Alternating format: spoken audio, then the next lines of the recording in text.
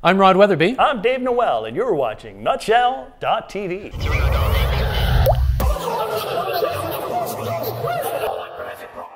And today we're going to do another Ask Science from Reddit, which is... Ask Science!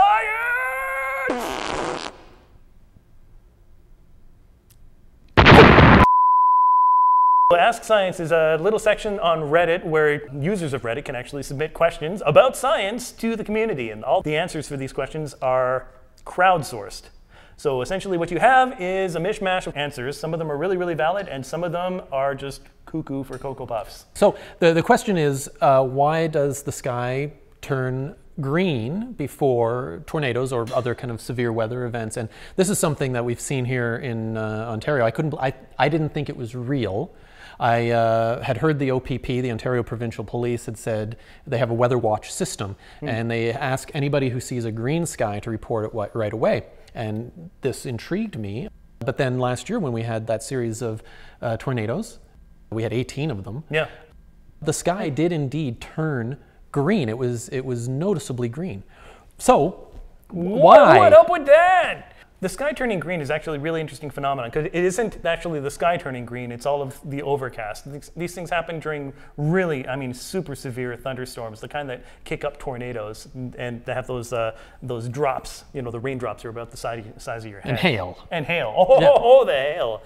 Yeah, but usually, the last time I got caught in one of these storms, I actually had to stop the car. I was on the highway because I couldn't see more than 3 feet in front of the car. It wasn't exactly a whiteout, it was a gray out. It wasn't like fog either, it was like just insane just rain. Just a sheet of You water. could practically swim in the air, it was just crazy. And the sky turned green or a funny color before? Well, yeah, the sky turned green. Well, the edges of the sky turned green, the part that was above you was just black and horrible. This has to, well, as you said, there's no research really into this, although I'm sure there's some meteorological research into this color change. Unfortunately, it's one of those things where you have to be in the right place at the right time with the right equipment, and so far it hasn't really been important enough to really study these things and put yourself in harm's way, and it's not necessarily as exciting as being caught in a tornado. But you think, as a warning sign, it is important? Yeah, it is important, but the underlying physics of it is that really important. Okay.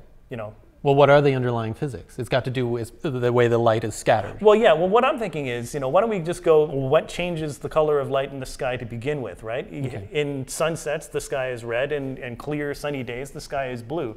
Now, this is actually really well-known and documented phenomenon called backscattering. Essentially, light that goes through the atmosphere and hits the Earth. This is the age-old question, why is the sky blue?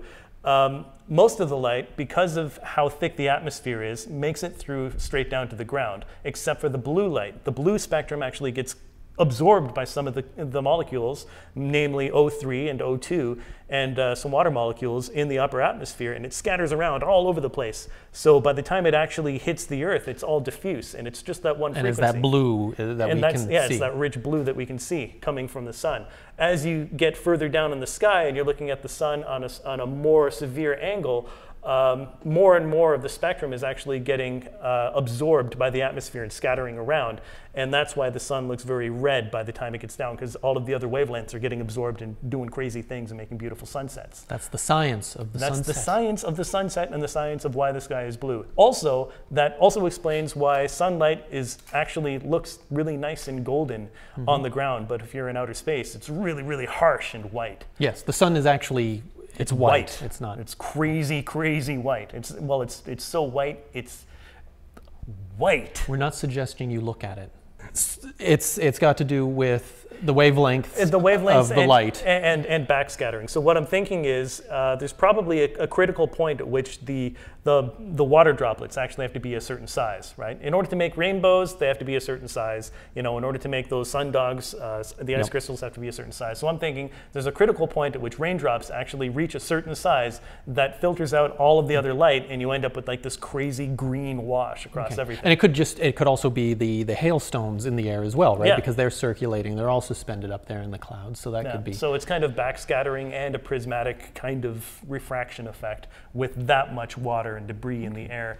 It turns everything crazy, crazy green. Or so we think. Or so we think. It is green, though. Yes, it is green, but that's why we think it happens. I'm Rod Weatherby. I'm Dave Noel, and you're watching Nutshell.tv.